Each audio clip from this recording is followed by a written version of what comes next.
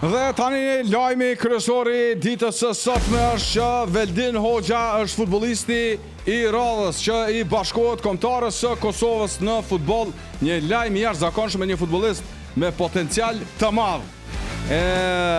Aktualisht është pjesë e Rubin Kazanit, ndërkohë një pjesë madhe karrierës e ka kaluar te skuadra e Rijekës dhe ekskluzivisht kemi arritur me kontaktu me to përmes rrjetit social WhatsApp. Nuk kemi qenë gjendje të marrim prononcim të tij direkt, por na ka dërguar një mesazh që është mesazhi i tij i parë publik pasi e veshi sot fanellën e Kosovës.